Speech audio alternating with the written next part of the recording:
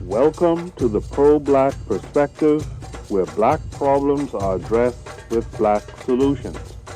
Your host tonight is the author of the Pro-Black Compendium and Zuberi and the Maroons of Ma'at, the Pan-African nationalist, Oni.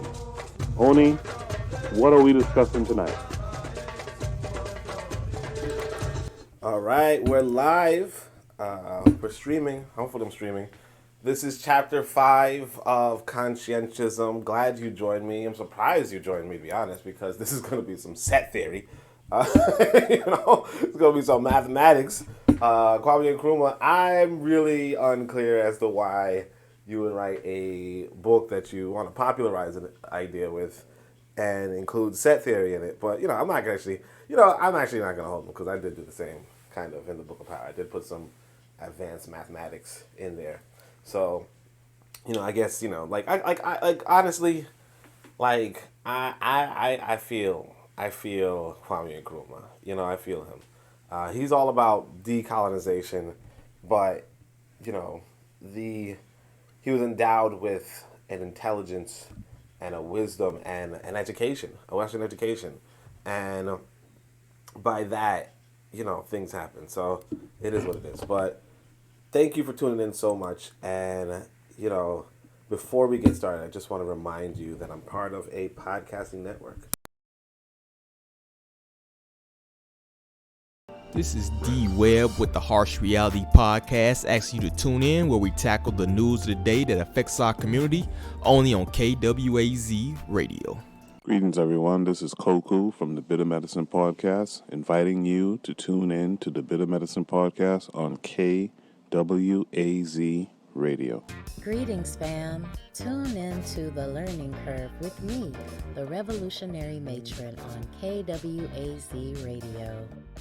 You are listening to the Pro-Black Perspective on KWAZ Radio. Okay, so this is going to be chapter 5 of Kwame Nkrumah's work. This chapter is called Set Theoretic Terms, right? So either he's setting the terms or this is set theories. Not really too clear, but it starts out, so alert can positive action be alert to all negative possibilities and prompt under the guidance of an ideology to deal with these possibilities, that the course of positive action can be mathed out in set theoretic terms. For this, a minimum number of initial symbols are necessary. So we actually have to be pretty thorough when we talk about these symbols because he's going to do a lot of these symbols, right? So but basically, long story short, he's saying that basically his argument or his reasoning can be represented in rational symbols, and you could prove the logic by using the set theory. So let's first start off with the symbols. Capital PA, let PA represent the positive action in an individual. NA, the negative action in an individual, but lowercase PA is positive action in a society. NA being the negative action in a society. Obviously, the greater than symbol represents greater than. The less than symbol represents less than. G represents a territory. NA greater than PA. G represents a territory in which negative action is greater than positive action, right? So negative action greater than positive action, you can think of that as a capitalist or a colonialist society, a neo-colonialist society, so on and so forth. PA greater than NA. G is a territory with positive actions greater than negative action, so that you could consider that as a revolutionary territory, right? So that's just a symbol for revolutionary territory. I do want to point out that this reminds me of Kwame Nkrumah's book on guerrilla warfare. So he does this quite a bit, I'm imagining. And I also read that one for you guys. So just check out the list of, the playlist that I have for this channel, as well as just scroll through and you can find something. Because that book, I think, is really, really good, too. I'm actually at odds at which book is better, but I would definitely recommend you read the other book all the time, like once a year, okay? So G is a colony, right? So G is a territory. So he's like, Col G means G is a colony, and Lib G means G is a liberated. Now, again, you could go back and say that this right here is also called G, and this right here is also lib G. Okay, so it's like a liberated territory, or a liberated territory is technically territory where the positive action is greater than the negative action. And of course, you know, what Kwame Nkrumah is probably going to say is that this becomes that. Okay, this becomes that, but we'll see. So he says for all, so NA with what was it? Parentheses is say for all negative action in a society, right? PA in parentheses is for all positive action in a society, right? So that might be including all the individuals as well, but who knows, right? For all G means for all territory. So his parentheses represents for all. That backwards capital E is there is a. In mathematics, usually I would, like what how I was taught, it means there exists. But basically, you know, you use that to say there exists a G, so on and so forth, so on and so forth. GI, capital GI, is a liberated territory. Now, again, that's also interesting because lib G right here is, okay, so G is liberated as to say that that's not necessarily a liberated territory as much as this is a territory that, yeah, it's kind of like, whoa, this is gonna be tough, guys. This is gonna be tough, fam. Let me make sure that my mic is in, but this is gonna be tough. But GI is a liberated territory, whereas lib G is that G is liberated. So I guess this is more like he's gonna show you how you can do certain things to get this territory liberated, whereas GI is already a liberated territory. So the arrow is if then, and the double arrow, or not the double arrow, but the arrows going both directions is if and only if. And then a capital D is a dialectical moment in general. It defines a factor which changes the relation between PA and NA by converting PA greater than NA to NA greater than PA, or vice versa. So dialectical moment, basically, again, go back to dialectics, we talk about, thesis, antithesis, synthesis, right? So the idea is that that's when you hear dialectics, just think of thesis, antithesis, and synthesis. You know, think of a process of transforming a thesis into a synthesis. You know, a synthesis of something else that is also there, right? Synthesis, of course, means like, you know, when two things combine, right? But two things combine to form something new, right? So here in this dialectical moment, it's like, you know, the positive action greater becomes NA action greater, you know? But how does it, you know, something like some negative action engages with positive action and then it makes positive action less than, you know? Or it makes a negative action greater than. Or the other way around, you know, negative action is engaged with positive action, which is less than, but then positive action becomes greater than. So that's the capital D dialectic moment. This is tough, guys. This is tough. All right. Let D, lowercase d, represent a measure of dialectical moment as defined above. So lowercase d is just going to be a measure, like something, not necessarily the total conversion, but a measure. So the capital D is the moment, and lowercase d is like the measure, right? This arrow going up is on the increase. Arrow going down is on the decrease. Lowercase m is philosophical materialism. Uppercase C is philosophical conscientism in general, right? And then CG is philosophical conscientism as elaborated by the conditions of G and the experience of consciousness of its people. Okay, so philosophical conscience. So this is, again, wait, you signed off? Right, you signed off? Okay. You know, I said, I'm doing this live. All right. You're just like, wait, what? What? All right. So again, uppercase C, for those of you who didn't watch, for some reason you didn't watch the freaking series, right? And you're like, let me go into chapter 5 right away. This is what you're getting. All right. So philosophical conscientism is what he was describing in the last chapter, chapter 4. So just go back to chapter 4 if you can. But essentially it's the philosophy and the ideology for decolonization, okay? Philosophical conscientism as elaborated by the conditions of G, so the conditions of the territory. So lowercase cg is philosophical conscientism as elaborated by the conditions of the territory and the experience and consciousness of its people. So there's the general philosophical conscientism, and then there's the philosophical conscientism as elaborated by the conditions of the people and the experience, right? So O for some reason, or this is a 0, I don't know, but it represents 0, right? LM means the limit of, right? The limit of, we know that from calculus. This squiggly sign, I forgot what it's called, but it's a negligible quantity, as to say, like something really tiny. UGI is, GI is united. So remember what GI is, which is the liberated territory. So a liberated territory is united. He's going to show you how to unite a liberated territory. Plus is jointly with. P is the index of development. And that's why it's actually good to read through this, because I'm telling you, you wouldn't understand this if you don't have the keys. You probably won't even. I probably won't even understand it if when I'm reading it. But P is the index of development. So that's the how developed something is. We represented by the number, right, by the letter P, which is pretty interesting. Just looking at the right, you also see that there's another P already involved, and that PA is positive action. So I would try to avoid using similar things, but it is what it is, right? Equal, you can't really avoid it necessarily. But equal is the equal to. This sign, I don't remember what it's called, is the relation of forces required for development. So, yeah, we're in trouble. This right here, this is also used in mathematics. It stands for sum of. S, capital S is socialism in general. SG is socialism in the conditions of G, right? So to say that there's a difference between socialism in general and socialism in the conditions of G. This sign is an optimum zone for development. And then S and that sign again is socialism in the conditions of this optimum zone of development, right? Woo! Okay, so, yeah.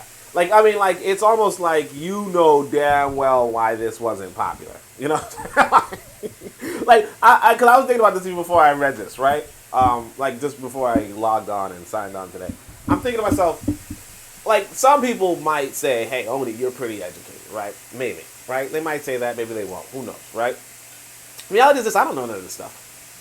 And if I'm considered pretty educated and I don't know this stuff, it's like you might have overestimated the masses if you expected this to be commonplace.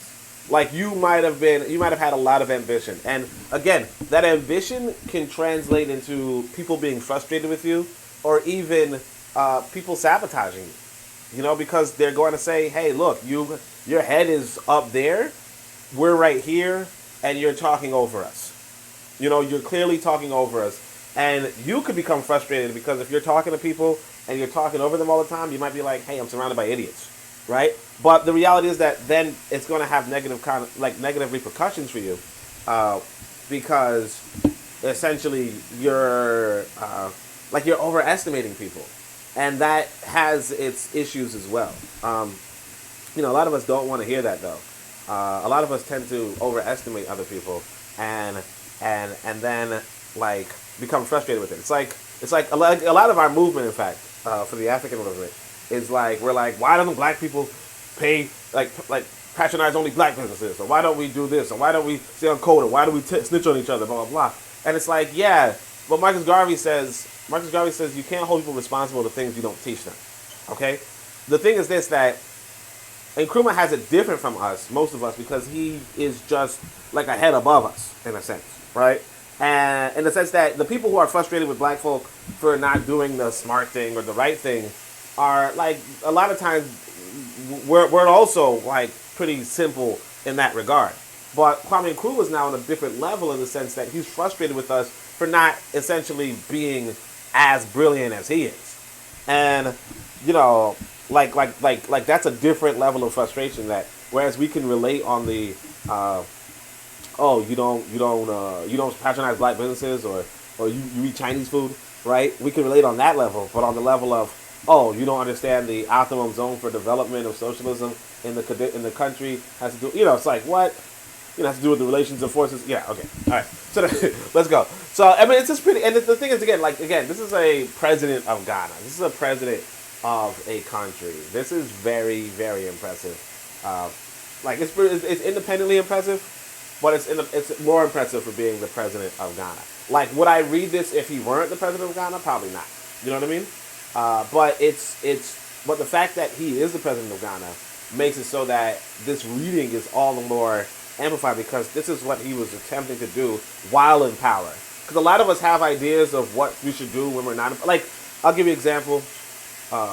Chancellor Williams. Everybody likes Chancellor Williams, right? Chancellor Williams writes the last paragraph, or the last chapter of his book is like how we can become liberated. And this is how we can put this organization in power, blah, blah. But the thing is that he doesn't have any power, so none of that really comes about.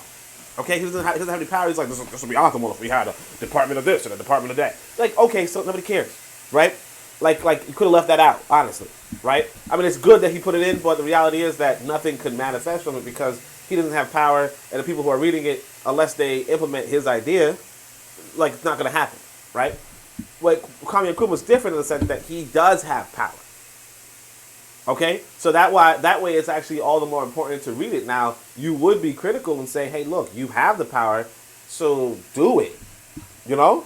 Like, why are you explaining to us set theory? Why would we even be interested in that if realistically speaking what we have to do? But, that's a whole other question.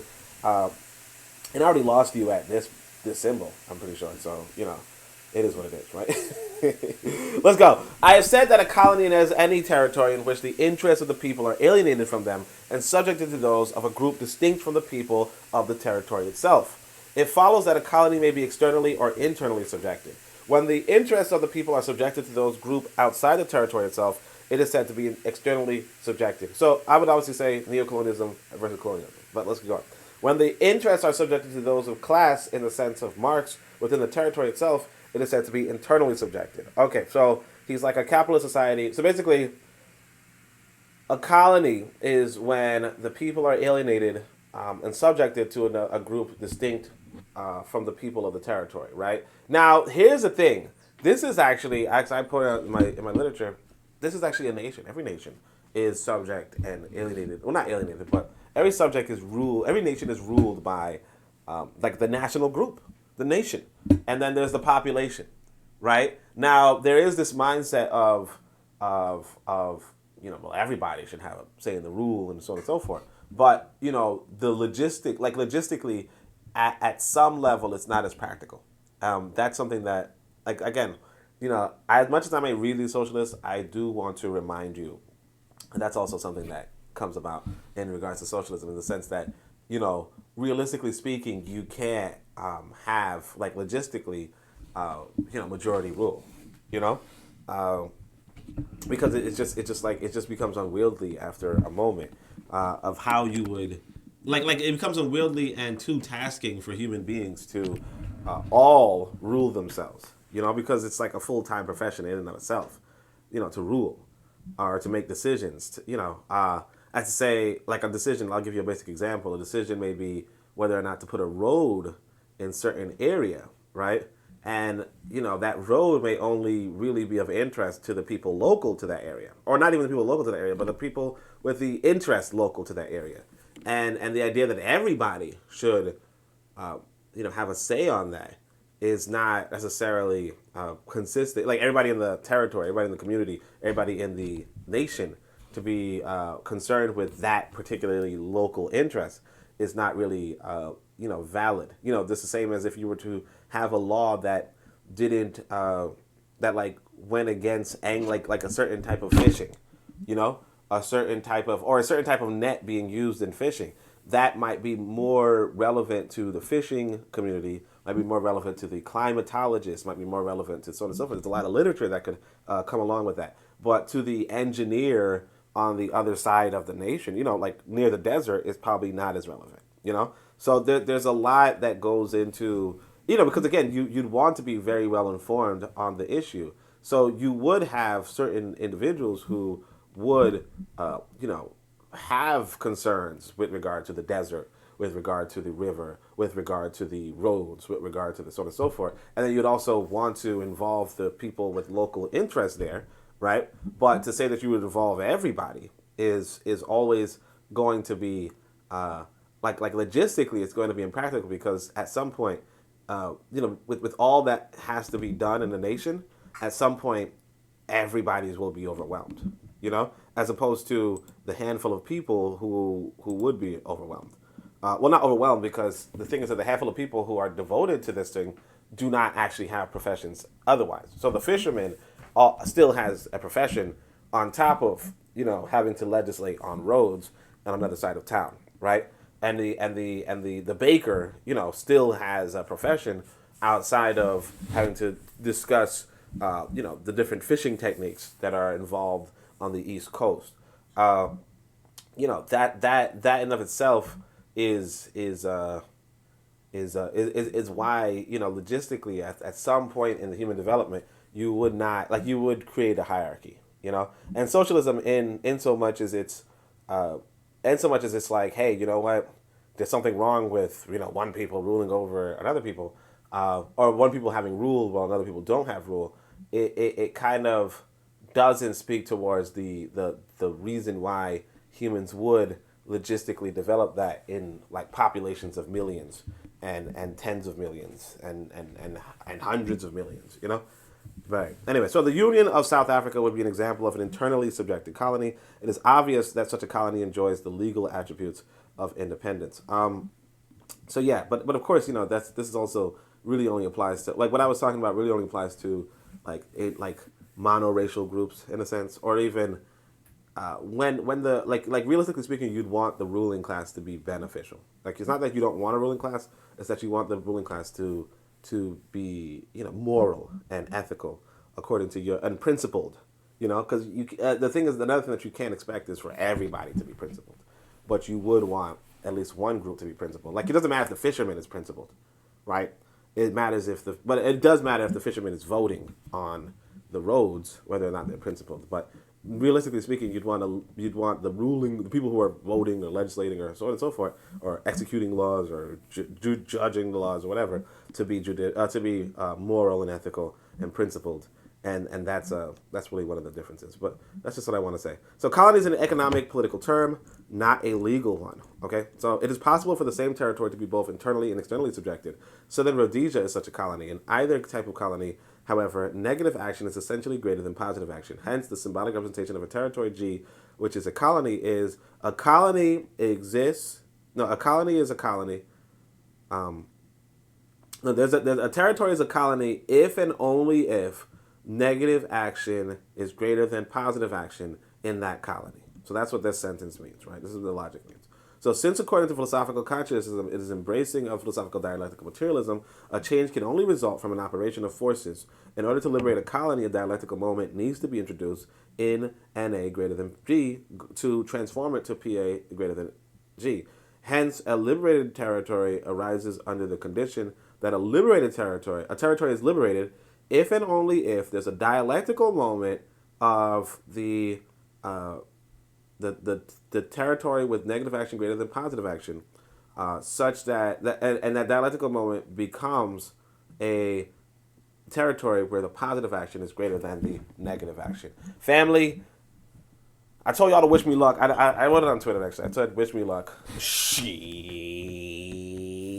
You know what I'm saying? Like, so far, so good. But, like, let's just double check that makes sense, what I just said. So, dialectical moment of this, where that becomes, yeah. No, dialectical moment. No, sorry. So, it wasn't becomes. It was a dialectical moment where negative territory, or a territory with negative action greater than positive action becomes, is if the dialectical moment makes the territory of positive action over a negative action, right? So it says in this formula, it is also said that the dialectical moment must be sufficient for the transformation of NA over G to PA over PA greater than NA. So actually, I don't see why, like, because that's the thing. He says if then, instead of it becomes, but like we're gonna have to, let's be mindful of that, right? So he says, and since the intention of this dialectical moment is to produce the relation PA is greater than NA, another formula arises thus. So this is formula 3, which is that the dialectical moment of NA greater than PA is true if PA is greater than, if PA increases, and NA is decreasing to 0, okay? If NA is decreasing to 0 and PA is increasing, then the dialectical moment of NA, changes. Woo, all right. Since NA is greater than PA, since the dialectical moment for NA greater than PA If this is I mean, I understand it, but it's like I wouldn't use if, like I would say this was becomes, but again, it's like but let's just do it. Positive action increases and A goes down. There's always a dialectical moment such that, so then there's going to be a dialectical moment, a dialectical measure, a measure of dialectical moment such that in the territory where negative action is greater than positive action, right, it becomes positive action is greater than negative action, right? So then it is this general form is that PANAG, okay. For all negative actions and for all positive actions and for all territories, there exists a dialectical measure where there's a dialectical measure that negative action, that this territory becomes greater than, this territory of negative action being greater than positive action becomes, I'm sorry, it's weird, but becomes a territory where positive action is greater than negative action. So he's like, there is this one measure where at some point the positive action surpasses the negative action. There exists this form. So to give us an existence theorem, right? But equally the following obtains, right? There's a dialectical moment for a positive action greater than negative action where the negative action increases and the positive action goes to zero. Hence, there's always a dialectical moment such that there's a moment where the positive action is greater than negative action for the territory, and the negative action is greater than the positive moment. So this in turn can be universalized as, I think this is the parallel. It's the same thing but opposite.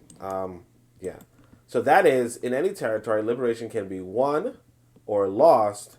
This is why every liberated territory must keep on increasing its positive action if it would remain liberated. In particular, in order to thwart neocolonialism, positive action requires to be maintained in preponderance over negative action. So, again, he's like, look.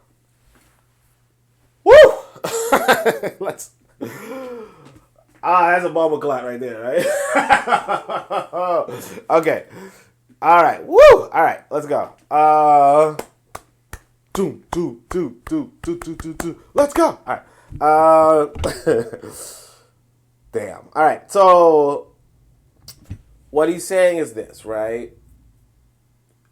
You can have there's going to be a moment, there's going to be a measure that can change a liberated territory into a colony, just as there's going to be a moment where a colony can become a liberated territory.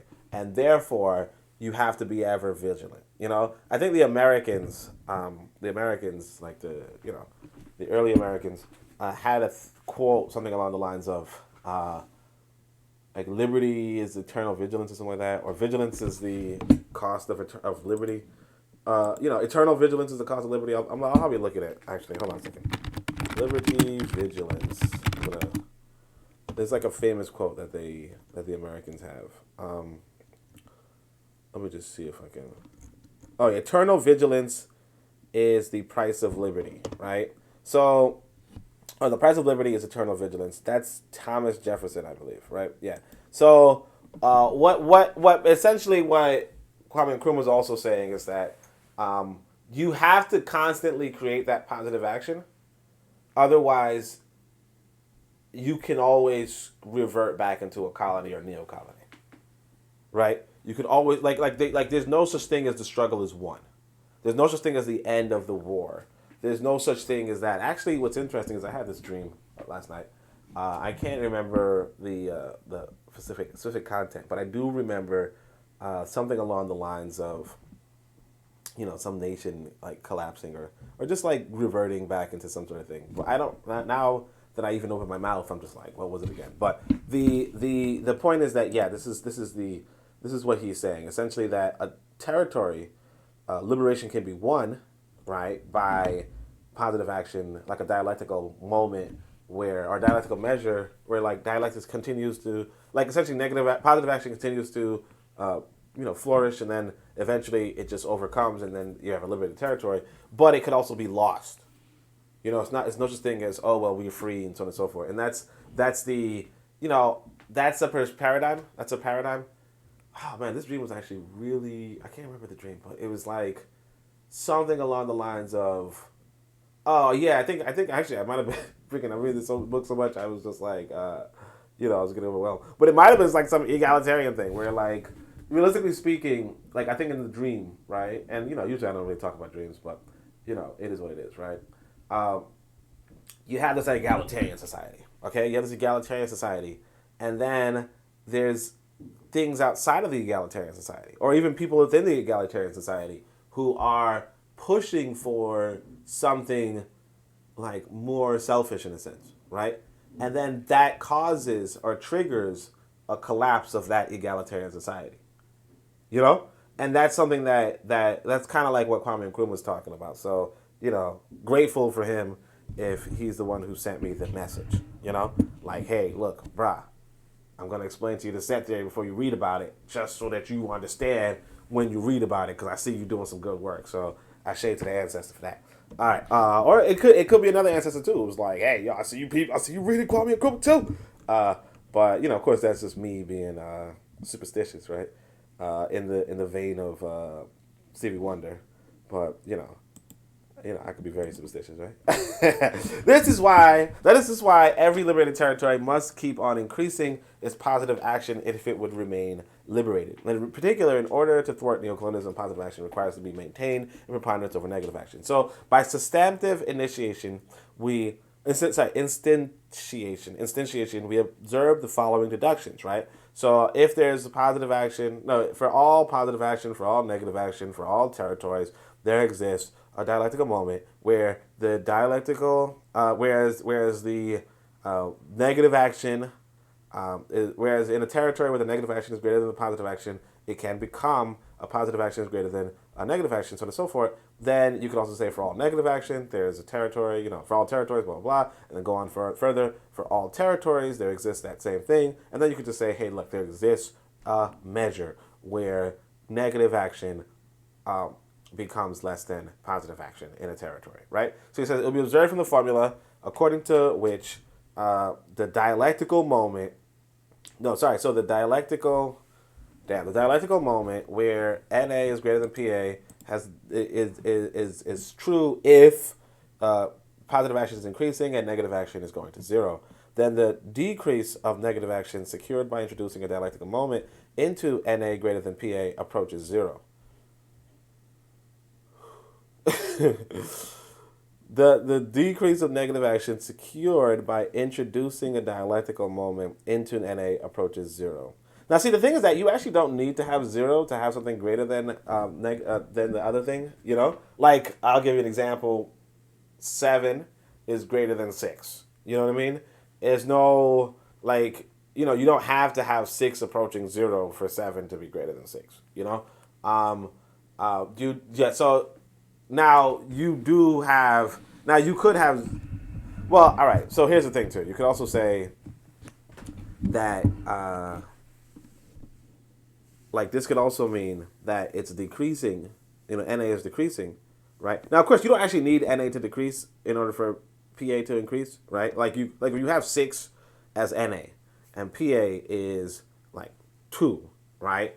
PA could just keep, 2 could just keep increasing, and then eventually it'll be greater than NA, notwithstanding the fact that NA at 6 doesn't decrease, right? But there's another way to look at it, too, is that if NA decreases at all, it is approaching 0. You know what I mean? It's approaching, it's going towards 0 just by virtue of decreasing, as to say that 0 is as low as it can go. Negative action can't be negative, right? No pun intended. All right. So the decrease of negative action secured by introducing a dialectical moment into NA greater than PA approaches 0, but not even in the limit does NA quite attain to 0. For according to philosophical conscientism, every situation is a plenum of forces and tension. Hence, a negative action cannot disappear completely, but could only become a negligible quantity. I therefore put down as the limit as D is at the dialectical moment of NA greater than PA approaches PA going up, and then a negligible NA. So again, it's so I just what I just said about you can't really have it approaching 0. I mean, it doesn't have to approach 0. and the reality is this: it doesn't have to be negligible either. But either way, that's kind of what he was saying. Well, what he was saying also is that, well, this was actually an important distinction here too, in the sense that you can't have zero negative action because in his philosophy, there's the plenum of forces. I forgot to look up the word plenum. I'll look it up now. But there's this notion that everything is within everything in a sense, right? Or that things are. So let's say plenum is an assembly of all members of a group or committee, or a space completely filled with matter, or the whole space so regarded. But the idea is that because you have like essentially an action can be both positive and negative. Anything can have all elements to it, right? And because of that, you will not reach a point where its negative action is zero. Okay. Now again, like that's debatable, right? But this is what's within the philosophy. Or actually, no. I mean that's actually a good thing too, right? Because if you go into, I want to say this, you go back into ancient African philosophy, right? You go to Ma'at and so on and so forth. Ma'at and Isfet, like Isfet exists everywhere. So that's why for Ma'at, this is actually technically. So if you pay attention to, so you pay attention to my rap. My rap. I say Tulinde Ma'at Tushinde Isfet, right? Tulinde Ma'at Tushinde Isfet is a statement from ancient Africa, which is, defend Ma'at, defeat Isfet. Okay? So the idea is that Ma'at and Isfet exist, and what you'd want to do is you want to defend Ma'at, which would be positive action, right? And you'd want to defeat Isfet, i.e. bring it to zero or make it negligible. But Isfet is always present. And that's one of the things that you're going to pick up on. So if you read the Book of Power or you listen to the lecture on the law of Ma'at, you'll see that I'm reviewing in ancient Africa the same sort of philosophy, that is that Na or Isfet is ever present or ever attempting to become present.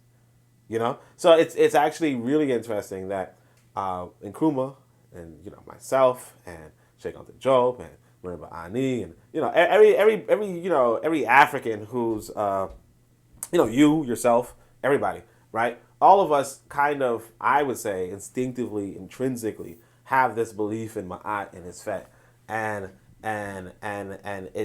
it's just interesting to see how each of us articulate it differently. So like Job might say, oh, the southern cradle and the northern cradle, and then Kwame Nkrumah may say, oh, well, positive action and negative action, and then how does Ani say it? I can't remember, but everybody is saying it. You yourself too, you know what I mean? Like good versus bad or whatever you call it, right? But I try to do Ma'at versus Isfet. I mean, obviously the Yoruba might say another way, and so on and so forth, but I say Ma'at versus Isfet because partly because I'm giving credence to the I want to say one of the earlier formulations, right? All right, let's keep going. The above formula are subject to a rule of substitution, which enables us to substitute constants or variables, and a rule of detachment, which enables us, granted an antecedent, to assert a consequence. Thus, if B is the name of a colony, we can obtain the following declaration, right? The colony G, the territory is a colony. The territory is a colony if and only if the negative action is greater than positive action of G. So then you could also say the B, the colony, the individual colony of B is a colony if and only if the negative action is greater than the positive action in that territory of B. Now, I would not do this at all. Like, why did he do this substitution? I would not do that because it really makes it more confusing in so much as you could have just kept using G. But now you use lowercase b, and it's just gonna be it's a little bit too much at this point, right? It's just a little bit too much. But he explains it, so it's okay. But I'm just saying, it makes it much harder to read through. All right. So by this rule, the general condition for a colony is applied to every individual colony. So he's that's the thing that this is something you would expect already, that the general condition for a colony is applied to the individual colony. So anyway, he goes, again, we may obtain the following derivation, that PA, NA, G, so on and so forth. I think this is the same one from before, that there exists a dialectical moment, a dialectical measurement where such that PA becomes greater than NA. And then he says, well, look, this is the new ones. These are the new ones. There's a dialectical moment. In a dialectical moment where PA is G is greater than a dialectical measure, sorry, where the negative action is greater than the positive action, becomes a positive action greater than a negative action in the territory. And then he's like, look, this is what it is, right? This, therefore, PA greater than is the rule of detachment, right? From a rule of detachment, I don't remember what the symbol is. I think it's therefore. He should have put that also in the terms, because the thing is that, yeah, because it's like, I mean, it should be basic. See, and another thing is that I can't even Google this. Now, obviously, Google never existed, or I can't do a search engine for this. So he would have just been like, hey, set theory. But yeah, he should have added what the symbol meant. But I think it's therefore, or in conclusion or something like that. So this derivation, according to rules analogous to those of the predicate calculus, show that if a freedom fighter can be increasing positive action, introduce a sufficient dialectical moment in a colony, right, he can be sure of winning independence. So the thing is, like, again, that's the summary. It's like, basically, you have to do these sort of measures, right? These sort of dialectical measures in these territories, right? That result into a positive action greater than a negative action, right? And that's how you can win independence, by constantly doing these dialectical measures, whatever those measures may be. And of course, as he's pontificating on socialism, but again, you could also apply this to the Mahat thing, right? If you so choose, or to the Southern Cradle, just say, hey, look, it's kind of like in America, where people say, hey, look, let's embrace an African culture. Let's embrace African culture. And if you do that enough, right, there's a tipping point where people have this African consciousness. That's kind of like what he's saying. But here he's talking about liberating a territory, more so than, just like having a culture per se.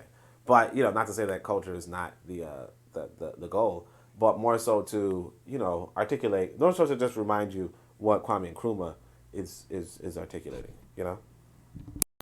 Okay, just making sure my mic is on. All right. All right. Alternatively, PA, NA, G, all right, for all positive action, for all negative action, for all territories, there exists a dialectical moment where this dialectical moment is, and he should have defined the close brackets, to be honest, where this dialectical moment, converts a territory into a liberated territory, right? Converts a colony into a liberated territory. So he says a liberated territory is the territory is liberated if and only if there's a dialectical moment, right, where the colony becomes a liberated territory. Okay, where the colony becomes liberated. All right. So therefore, I want to say this is a therefore sign. Again, I don't know how to search that. Therefore, there's a dialectical moment for a colony, that whereas a colony becomes a liberated territory, that if it is a liberated territory. Okay, so. Woo! All right. I mean, gee, like the thing is that you could have just wrote this out. I mean, it's good to put it logically, but damn, I think if you were to do this, realistically speaking, you should write out the translation underneath, just because it's like a whole different language. All right. So then again, there's so. If you have a dialectical moment that changes a colony into a liberated territory, or a colonized territory into a liberated territory, and you can actually and then it becomes a liberated territory. Now again, it's a dialectical moment where territory with negative action greater than positive action becomes a positive action or greater than negative action territory. Then that's a liberated territory.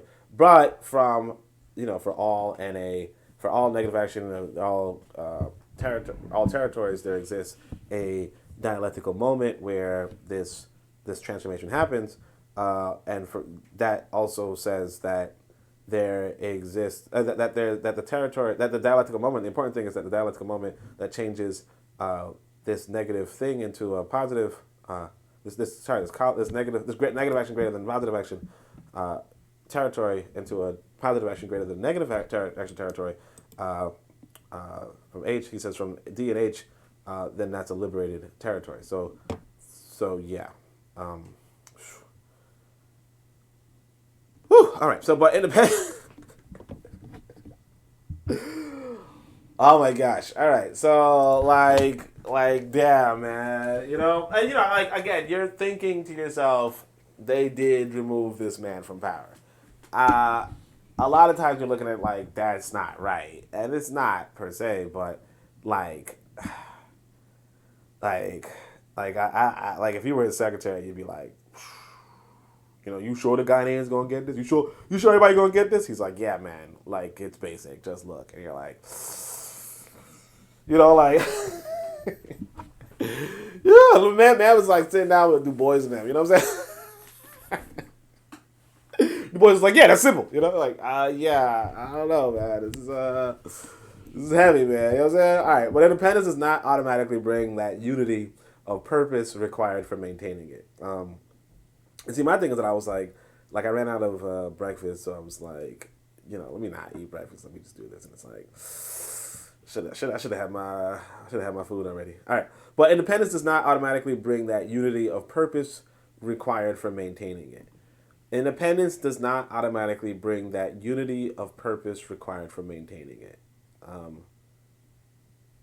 Okay, so he's like, look, even if you're independent, even if you're liberated territory, that doesn't necessarily mean that you're going to know how to maintain it. And again, like I said, you go to Ghana right now, it's not a socialist haven. It is, capitalist. So he's right. You have to be vigilant. And, they did remove him from power, and probably, I'm not really like Ghanaian historian or a historian on Ghana, so I can't necessarily say that the capitalists installed themselves right after he was removed. But for what it's worth, that capitalism, that sort of so forth, that attitude is there in Ghana now. So he's not capping. He's like, there's a risk, and we have to be vigilant against it, and we weren't. We didn't listen. But of course, on the other hand, you say to yourself, well, how could we have listened if it was written like this? Like I don't even know. Like if you exposed me to this 10 years ago, or even 20 years ago, especially 20 years ago, I would just be like, yeah, okay, I'm not entertaining this. So it is like partly what you want to. Like you're not going to blame somebody for that, but at the same time, you want to just simplify it. Like I said, Thomas Jefferson puts it simpler. I'm not saying that Thomas Jefferson is saying something as deep, but, just making something simple, like eternal vigilance is the price of liberty, right?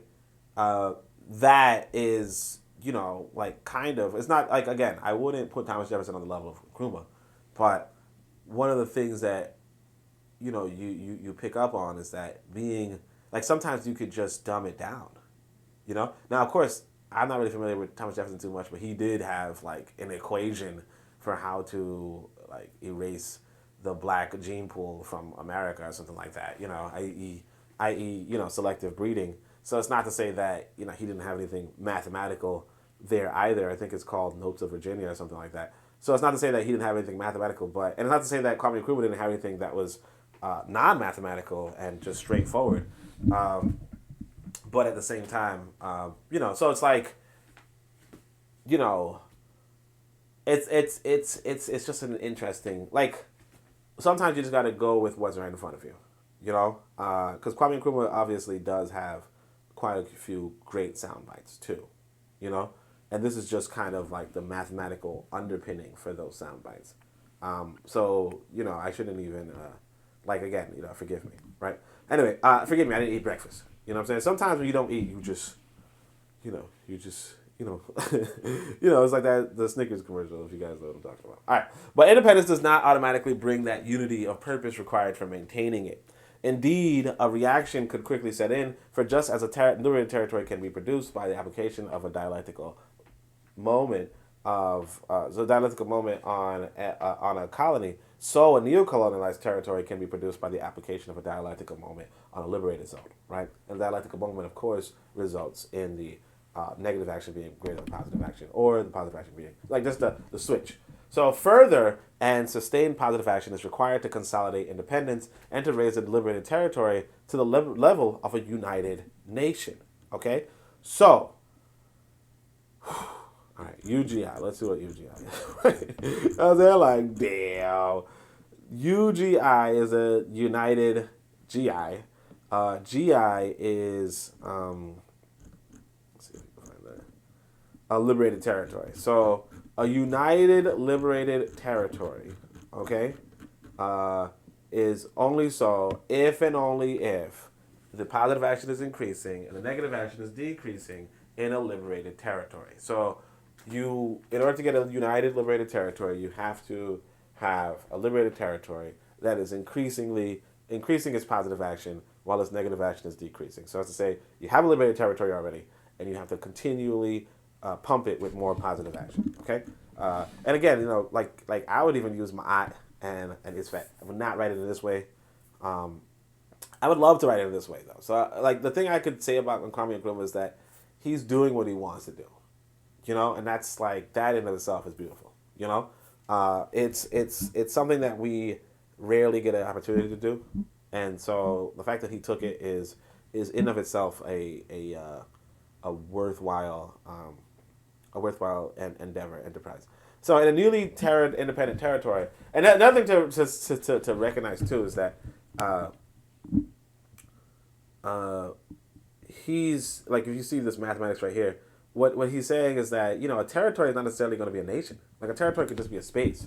And eventually, when you have more and more territories, you can eventually make it into a nation. So in a newly independent territory, though unity might be produced by this increase of positive action over negative action, this unity will not necessarily be secure from the ravages of negative action. On the contrary, reactionary forces plunge their battering ram into the heart of its foundation. In order to stem and reverse this action of reaction, this advance of reaction, a union of liberated territories is called for. So again, this is really deep. Okay, this is really deep in the sense that this means that you have to work in your territory. This is why you work in Africa, because you're doing this positive action. You're doing these dialectical moments, these dialectical measures while you're in Africa. This is actually really, really, really important.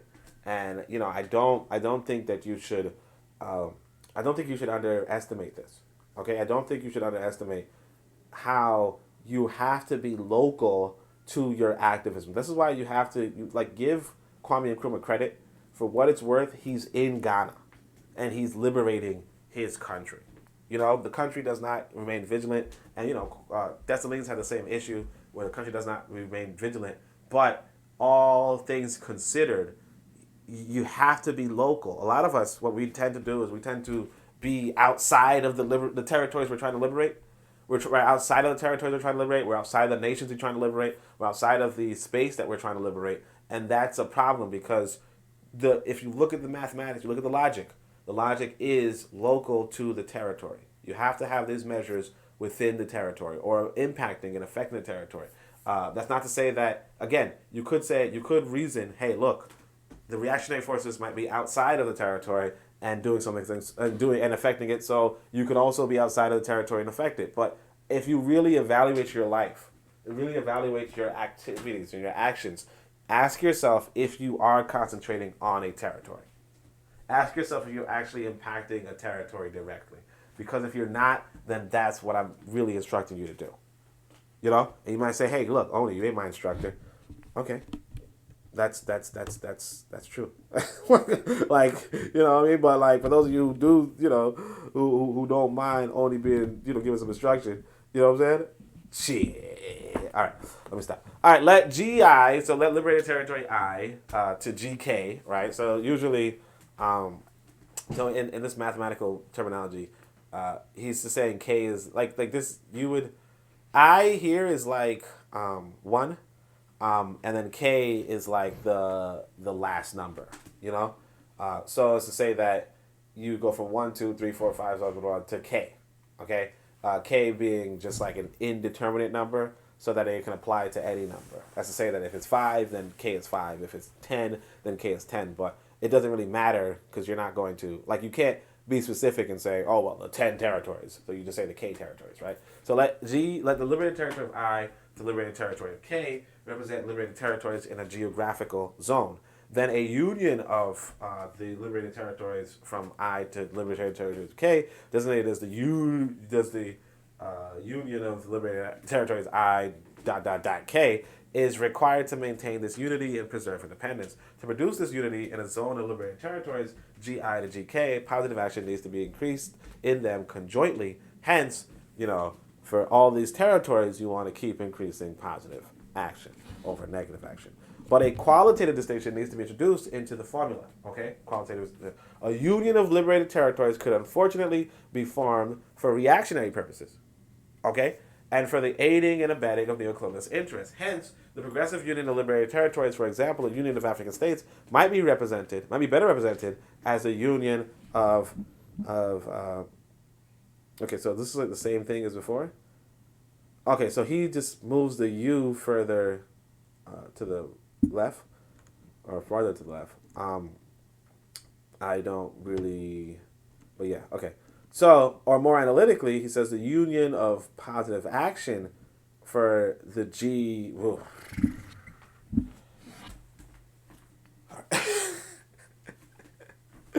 So the union of positive action for G I to K exists whereas the PA, if and only if the positive action is increasing for, I pressed the button by mistake. Where the positive action is increasing for the over the negative action that's approaching 0 in G1, and the positive action is increasing for the negative action approaching 0, so on and so forth. And then finally, the positive action greater than the so forth approaching 0, GA. So what I could say is that there might be some, like the transcription might have been off for a lot of these things, because I don't know. I think he might have had a PA here, possibly, instead of a blank space. But on the other hand, like you also notice that this line is, like these words are down here when they should be up here. So this could just be like a transcription error, but it is what it is. So we have seen that for purposes of true development, a liberated territory must embrace philosophical conscientism. In its materialist aspect, philosophical conscientism preserves a humanist egalitarianism. The philosophical materialism, which forms a part of conscientism, accommodates dialectic and holds it to be the efficient cause of all change. The philosophical materialism, which forms a part of conscientism, accommodates dialectic, all right, and holds it to be the efficient cause of all change. Okay, so he's like philosophical. So he's basically giving you a summary. The philosophical materialism, it accommodates dialectic, and it holds that as the efficient cause of all change. Basically, what you would want to do to liberate a country or keep a country liberated is to have these dialectics. And that could mean anything, whether that be propaganda, whether that be like liberating zones and liberating places and so on and so forth. But you want it to be within a territory. This is something that I'm going to stress to you again. You want to be working in Africa or working on Africa, but that's really like the goal. And you have to be very particular. This is why I tell you, land is very important, but also just knowing where you want to work. Like, I am not necessarily saying I want to work in Ghana, per se. Although Ghana was beautiful. Ghana was wonderful. But that's the thing. If I did want to work in Ghana, then my activities and my actions should focus on Ghana. If I'm saying that, African liberation, blah, blah, blah, blah, blah, I should be like, yeah, let's, Ghana. Kind of like in South Africa, you have the EFF and you have the BLF. You have these political parties that are like, pro-black, pro-African, so on and so forth. But they're focused on South Africa. They're focused on Tanzania. That's what you have to do. You have to have your activities and your actions really focus on places that you believe you can liberate, no less. One of the issues that we have with the quote-unquote ACPA, American-Centered Pan-Africanists, is that they focus on America. They focus on how to do things, how the dialectical moments in America, and it's just unrealistic because, again, even if you go back to what Kwame Nkrumah was saying, in the sense that you are not the population. Like, you would at best be trying to be the colonial master. Like, you'd basically try to be a colony, essentially. You know, like essentially, would it be positive action is the question if you are not the majority, and the objective is to have the majority. Sorry. And the objective is to have the majority. Ah, shoot. So somebody. All right. So the objective is to have the majority. If you're not the majority, then would you like the same as if you're in England and you're focusing on the dialectical moment in England? Are you going to like are you going to liberate England from African people when it's clearly not for African people? England, right? At least if you go by how Garvey says. Europe for the Europeans. But now, of course, you could, in the future, in the far future, say, yeah, we should have Europe too, right? But like at this moment, you're wasting your time, and you don't have the power or the It's just like, again, you want to focus on Africa. It's critically important, and this is kind of like what's coded here. For us, but of course, Kwame Nkrumah is not going to explicitly say that because he's already in Africa. He's not worried about places outside of Africa like that. I mean, not to say he's not worried about the African diaspora. It's just that he understands that the liberation struggle, the vanguard, the front line is Africa. So anyway, so the philosophical materialism, which forms a part of Consciencism, accommodates dialectic and holds it to be the philosophical materialism, which forms a part of Conscientism, accommodates dialectic and holds it to be the efficient cause of all change. Yeah. So in order this development may not be gibbous, philosophical Conscientism insists that account must be taken of the material conditions of the territory involved, and an account must also be taken of the experience and consciousness of the people whose redemption is sought. A people can only be redeemed by lifting themselves up, as it were, by the strings of their boots. In these circumstances, development must be socialist. It is only a socialist scheme of development which can ensure that a society is redeemed, that the general welfare is honestly pursued.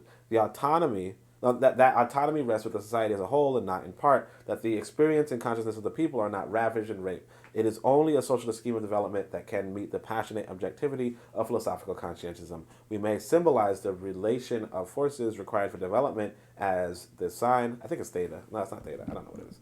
But in that case, we obtain the symbol. The relation of forces required for development is only the case if M plus C plus D.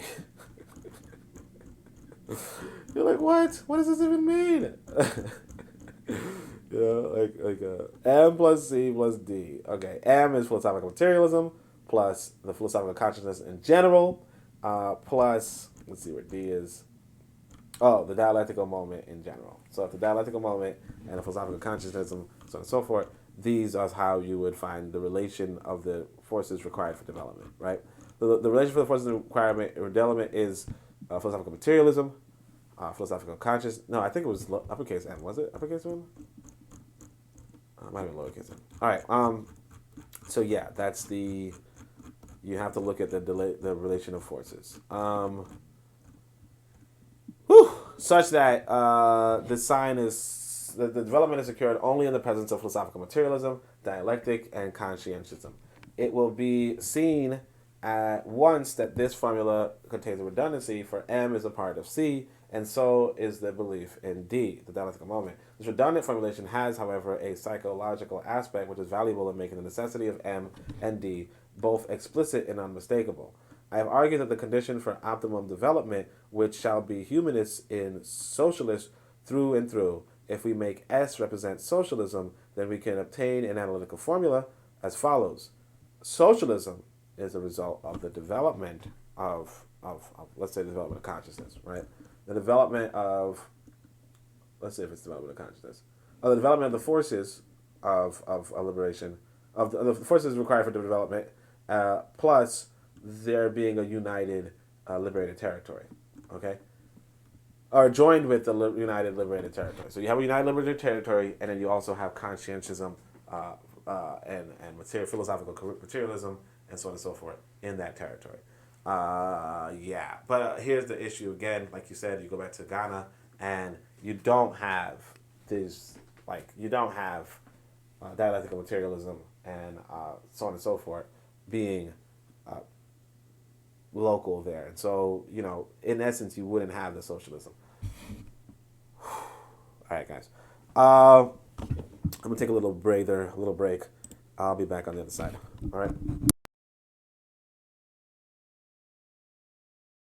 This is D Webb with the Harsh Reality Podcast, asking you to tune in where we tackle the news of the day that affects our community, only on KWAZ Radio.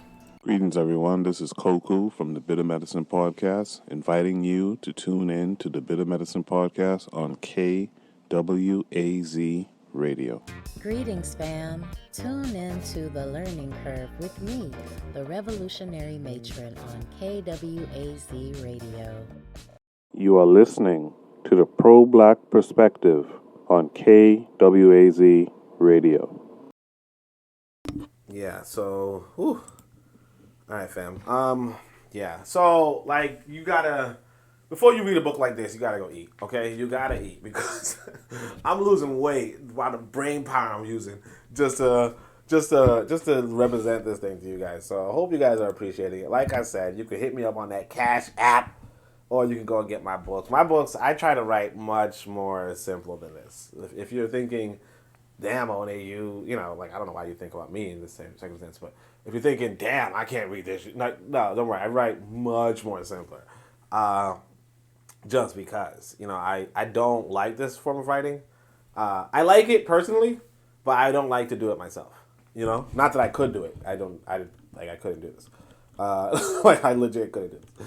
All right. Anyway, so like I said, appreciation to the ancestor for. I just gotta double check if I'm recording, right? Imagine you imagine talking all this stuff and you're like not recording. It's just that happens to people, I imagine. All right. So this short formula summarizes a number of weighty truths, right? Namely, that there is socialism if and only if there is a conjoint presence of philosophical materialism, philosophical conscientism, dialectic, and national unity in a liberated territory. It is essential that socialism should include overriding regard to the experience and consciousness of a people, for if it does not do so, it will be serving an idea and not a people. It will generate a contradiction. It will become dogmatic. It will shed its materialist and realist basis. It will become a fanaticism, an obscurantism, and an alienator of human happiness. So again, he's pointing out that, this is something that he was talking about before about not being dogmatic and being very flexible in your belief system. So when we talk of socialism in Africa, therefore, we really do intend to include as part of socialism an overriding regard to our actual materialist conditions, an overriding regard to our experience and our consciousness. Appropriately, therefore, a general formula arises thus, and this is basically the same formula as the one before, just more explicit, that M plus C plus D plus UGI. Here, M is a constant. The thesis of philosophical materialism are constant. C, however, stands for philosophical conscientism in general, and not for the actual content which it should have in a territory G if it is to pay attention to the materialist conditions of the territory, and the experience and the consciousness of its people. So basically, again, philosophical materialism is constant, right? It's just that. But philosophical conscientism, which allows for these dialectical moments in philosophical materialism, is more dynamic and more dealing with the conditions of the people, as it were, right? As I say, something happens in the sense of, new technology comes about, then you have a different, engagement with that. All right. D2 stands for dialectical moment in general, but the actual form and content of this moment depends on the situation which it seeks to change and the resources which, in a particular case, it has for bringing about the desirable change, right? D is therefore a variable. UGI, because it is a function of D, PA, and NA, is also a variable because dependent. It is, all right, I don't know why I said that, because dependent. All right. It is a variable nature of the parameters of formula 15, which determines its generality. All right. All right, let's just look at formula 15. Oh, no, here's formula 15. All right. So, but the formula at the same time gives a clue to the form it should take in any particular territory. G, the following formula results. So the socialism in the territory of G, when... Oh, my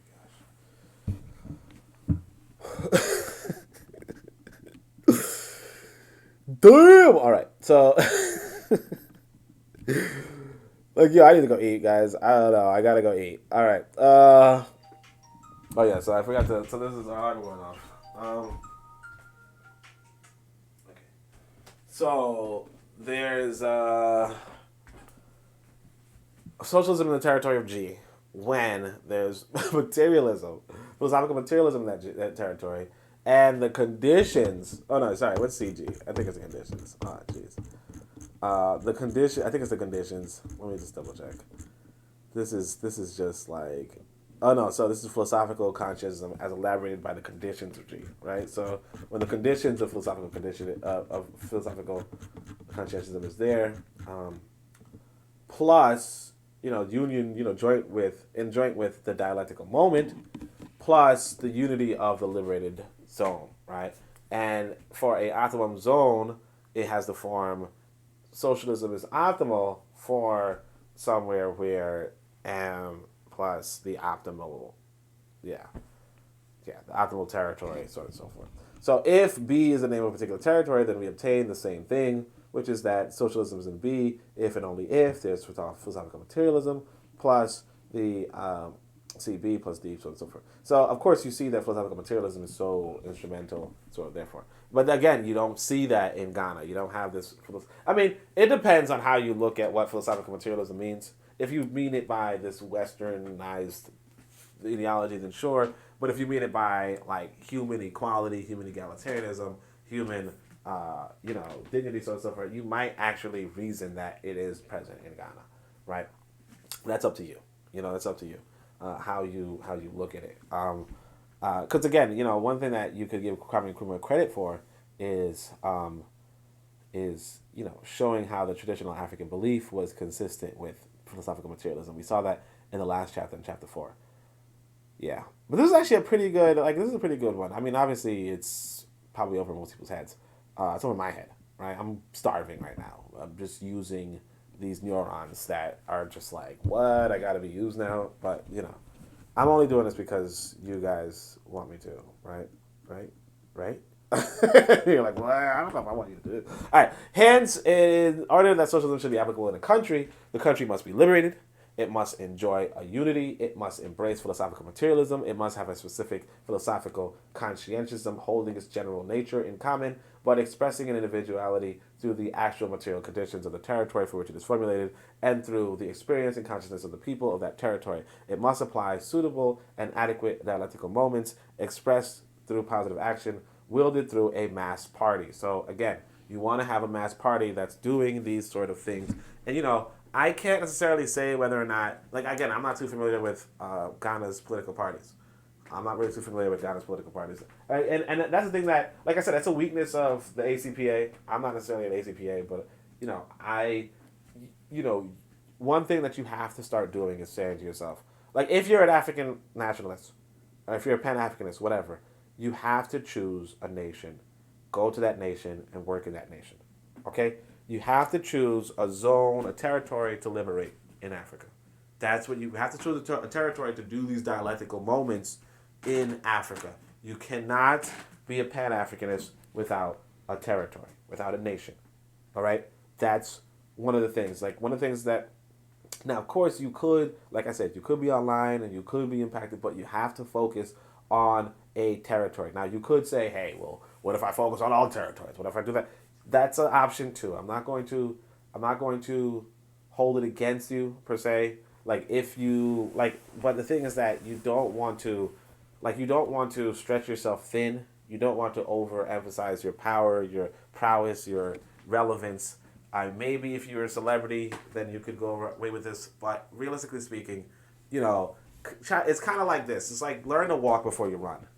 If you start off with this, this is out Africa, that's fine, but it's I would advise no, sit down somewhere and get to working on those dialectical moments there.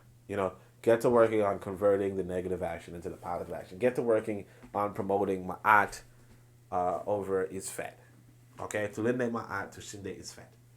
All right, that's what I want you to do. That should be another book, right? You guys get sneak peeks. Sneak peeks! All right. In order to liberate a territory, an increase of positive action over negative action must be obtained by the introduction of a dialectical moment. This dialectical moment can be introduced by joining together the forces of positive action in one mass political party, educating the people, explaining to them the evil nature of colonialism, that is, analyzing their experience, and giving them a greater awareness of this experience through workers' sections, farmers' sections, youth sections, women's sections, newspapers, and other implements of party organization. To unite the liberated territory, the mass political party must be further developed to the size of a popular movement. The politics of development, then, needs to accord with the thesis of philosophical materialism, and they must be subjected to philosophical conscientism, showing a sensitivity to the material conditions and experiences of the people. So again, so you see this. He's like, hey, look,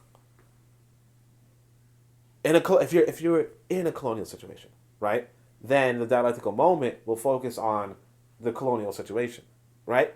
If you're in a liberated territory, this is why he says, it's a variable. Right, the capital C is a variable, or it's depending on what territory you are. It's really particular to where they are, because if you're in a liberated territory, then you don't have the same physical material conditions, right? You don't have the same youth issues, the same women's issues, the same farmers issues. Like case in point, when you're in Ghana, it is safe. Okay, it is safe. Like they are like they're still having to deal with, like I said, the tourists. The tourists and the neo-colonialists in the form of the tourists, and how expensive houses are because you're dealing with the tourists and the foreigners and so on and so forth. Like at one point I saw like a foreigner buying a piece of property next door to the institution, like the restaurant I was at, right? Like you're dealing with that kind of stuff. You're not dealing with that kind of stuff necessarily. You're not dealing with that, like you're dealing with a different type of colonialism, a different type of neo-colonialism, different type of isfet, if you will, right? Whereas in Nigeria, it's like you're dealing with, these groups, these ethnic groups that are at war with each other, that want to break away from each other, that want to fight each other, that want to so on and so forth. So you have a different condition. The women's conditions there, the newspapers there, the farmers' conditions there are different. That's why you have to choose a territory. Just focus on a territory and go and work there, or work on it, or work with the people working on it. Just choose somewhere and do that. Just talking about, hey, Africa in general is all well and good, but the reality is it's not going to deal with the conditions in particular as long as you don't choose a place to deal with the conditions in particular. The conditions in general are not realistically speaking conditions in general, because Africa has multiple and diverse different personalities and circumstances. So it's really like just a reminder that repatriation is like key. Not just repatriation, but just focus. Now, I would honestly tell you too, when you're online, you want to kind of be quiet about who you're focusing on. There was actually a brother, he wrote something today, which is like, when you talk on the phone, you're talking to the phone, not through the phone. Okay? So like somebody's listening when you're talking, and not just the person you called. Somebody else is listening. So as I say, the same with online. When you're writing online, you're not writing through the internet, you're writing to the internet, and then the internet is posting whatever you're writing, sometimes, right? As far as you know, right? Either way, that's what it is. That's what it is. So as I say, that you're giving your information to somebody. So you have to remember that the reactionary forces are active just the same as the revolutionary forces are active. And again, like you might say, hey, well, the reactionaries are not in Africa. Well, I got to be in Africa. And it's like, yeah, the reactionaries are in Africa. So, I don't know what you're talking about. like they actually are in Africa. They actually are active in Africa. And it's upon you. But, like, it does tell you also that you can be in somewhere else and still active on another place, right? You can do that. It's just a matter of what kind of resources do you have that you're doing that. And then the question is also, are you even doing that? A lot of people, what we tend to do is we tend to just work on the people around us when we're not in Africa. Like people who are not in Africa, working on the people around them, and that's not going to do anything. And it's not going to do anything. Like that's one of the biggest wake-up calls I got when I went to Africa. Check out my podcast on how, like, what I did when I went to Africa. I was just like, what? I'm not famous, Oh, I wrote that on Twitter. I was like, what? Nobody knows me? Nobody recognizes me? Because it's like, somebody like me, I've been working on Africa. Like, I've been, not working on, but you see what I'm saying? Like, I've been writing on Africa forever, right? For 10 years or something, right? If nobody knows me in Africa, that's, like, not to say that anybody knows me in America, but, again, I wasn't working on America. You know what I mean? I was, like, or I wasn't claiming to work on America. You know what I'm saying?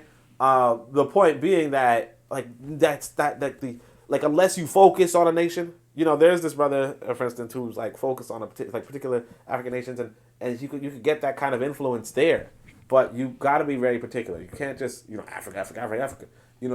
Pick a territory, pick a nation, pick a territory, pick a nation, pick a locality, go there, be there, live there, do things there, work there, set up the Boko there, right? If you're in the Ankobia school, the Keru school, or whatever, right? Boko Waset na Keru, do that there, okay? The analytical form of these statements of 16 to 19, so these, right, reveals that socialism cannot be dogmatic in its specific provisions, for it contains constant and variable elements. In principle, socialism remains the same and pure. In application, it is realistic and scientific. Caution is supremely necessary here. A clever and unscrupulous... Let me just double check my mic is working. All right, good. Caution is supremely necessary here. A clever and unscrupulous neocolonialism can pervert and corrupt this relativist aspect of specific socialism and use it, in fact, to recolonize the people. Okay, so here, listen to this right here. Caution is supremely necessary. A clever and unscrupulous neocolonialism can pervert and corrupt this relativist aspect of specific socialism and use it, in fact, to recolonize the people. You got to be vigilant, right? It is essential that socialism in its specific form should at every point and every level be justified only by reference to socialist general principles. Specific socialism can only be an instantiation of a general formula, no more. The people should therefore not be betrayed under the guise of relating socialism to their actual condition. He's just pointing out that, the neocolonialists could even use socialism for their neocolonialism. At this point, I shall give further elucidation to the concept of positive action. I have already pointed out that positive action as a lever towards independence is related to a mass party and the political education, unity of purpose and action, which it can impart to a people. Positive action as a quantity could therefore vary with people, their degree of consciousness, and their degree of mobilization for progress. I've already pointed out that positive action as a lever towards independence is related to a mass party and the political education, unity of purpose, and action which it can impart to a people. Sorry, I just want to get it for you guys. At this point, I shall give further. And the thing is this: when I do this, I repeat this. I know you already get it, but it's more so that I want to get it, so that when I'm reading it to you, you get it. Because I sometimes try to emphasize words on reading it so that you can get the emphasis if you don't get the emphasis. But all the same, at this point, I shall give further elucidation to the concept of positive action. Right. I have already pointed out that positive action as a lever towards independence is related to a mass party and a political education, unity of purpose, and action which it can impart to a people. Okay, so mass parties are the instrument for positive action. Okay, positive action as a quantity could therefore vary with people, their degrees of consciousness, and the degree of mobilization for progress. The people are, however, not conscious or mobilized apart from the consciousness and mobilization of individuals. So it's realistically speaking individuals, so on and so forth. So PA, positive action, may therefore be said to be the sum of positive action of PA, of the individual people contained in individuals associated with a mass organization. Therefore, PA equals PA, capital PA1, capital PA2, capital PA3, so on and so forth, all the way to PAK, or the sum of all positive individuals. Similarly, negative action represents the sum of the negative action of the negative individuals in society to the extent that it is organized and concerted. Hence, like the organized negative individuals. Hence, the NA is the sum of the negative individuals, right? Now, look, this is... oh, my gosh. All right, so for those of you who don't know, he's going to start talking about killing folk, right? I tell you, man, look, this, yeah, all right. All right. Dang, I can't use that. There's a joke I want to use, but I shouldn't use it because you guys might misinterpret. But yeah, this is, he's going to start talking about killing folk. All right. Because the objective is to get NA down to 0, right? And if NA is the sum of negative individuals, how you going to get individuals to 0? You know what I'm saying? All right. Anyway, but thus both PA and NA are revealed as functions, right? Since all the steps taken towards a genuine development. Now, of course, you don't have to kill people. You could also just re-educate them, educate them, so on and so forth, or arrest them, isolate them, so on and so forth. Just like how PA can increase by just increasing the amount of like political education and impacting more people for political education. But that's another thing that you want to focus on. This is actually really critical. You want your positive action, positive action individuals, right? Your revolutionary individuals. You want to increase revolutionary individuals in a certain territory. Okay, you want to increase revolutionary individuals in a certain territory. Listen to me, all right? I'm going to write this next book. It's probably not going to be this, though. It's probably not going to be revolutionary individuals. If it is, though, I do want you to get that book and give it to more people, okay? I do want you to do that. I mean, I do think it's going to be a good book regardless, so you can do that regardless, but I'm letting you know that that might be one of those methodologies for that, okay? That may be one of those methodologies for that. But anyway, so all the steps taken towards a genuine development of a... But I mean, of course, you could do that with the Book of Power. Book of Power is a really good book for that, okay? Book of Power is a really good book for raising political consciousness or so on and so forth. Political action. Or PA greater than NA. But particularly from the Ma'at perspective, I wouldn't say for the socialist perspective. So, like, if you were, like, a diehard socialist, then I could admit that, maybe that wouldn't be the best avenue. But it's simple to read, and you could, like, glean it. And I think it's really good. But obviously, that's bias. And my 18... My 5 stars too, you know what I'm saying? But okay. All right. Since all the steps taken towards a genuine development of a liberated territory involves a relation of positive action to negative action, the index of development, P, may be defined thus. The index P is equal to PA over NA, right? Okay, yeah. So PA over NA. So as NA never completely disappears, however, closely it approaches 0, P can never become infinite, but as its peak has the following equivalence. P is just about PA over a negligible NA, negligible negative action. P is therefore asymptotic towards infinity at its peak, right? It is increased by increasing PA and decreasing NA. In practice, however, NA is never negligible, and as negligible NA is never attained, right? I do want to say one of the things about these indexes is that you don't want it to you want it to have a limit so that you can also understand what it is like what the number is, right? So that you can actually like attribute a number somewhere, like a manageable number, because it could be like 500, it could be now 5,000, it could be 20,000, right? And that won't necessarily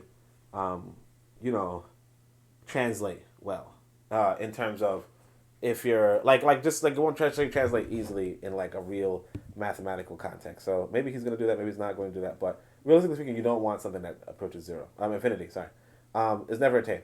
So like you might be like a 1 minus something, like a 1 minus this negligible number, such that 1 minus that negligible number will give like if you do the PA over 1 minus NA, right? No, but see that's another thing too. That would have to. Not 1 minus NA. It would be like PA plus NA. No, PA over PA minus NA. Right? And what that would do is that would do something like the higher... Well, like let's say if NA is higher than PA, then P would be negative. Right? Whereas if NA is less than PA, then... no, that wouldn't work either. Yeah, you'd have to just work out. Like there are some ways to do the mathematics such that let me just double check. P over no, because what you want to do is you want to keep P. If you're realistically doing something like this, you want to keep P such that P is like a number between 0 and 1. Or even, like a number between 0 and 1, or even a number between -1 and 1, right? How you do that, I can't recall right now. I mean, I could recall, like, if I'm listening to this, I'll probably, like, write it in the comment section, or it's not that important, but The point is that you would want that. You wouldn't want something to be asymptotic with infinity, because then something like 5,000, 4,000, 20,000, those things don't, like the numbers won't really make much sense. But anyway, but though NA is never achieved, the index of development can rise as PA rises and NA decreases. If this is what is required and according to the equation for the index of development, then it can be secured by the same leverage as brings about PA is greater than, and PA increases and NA decreases.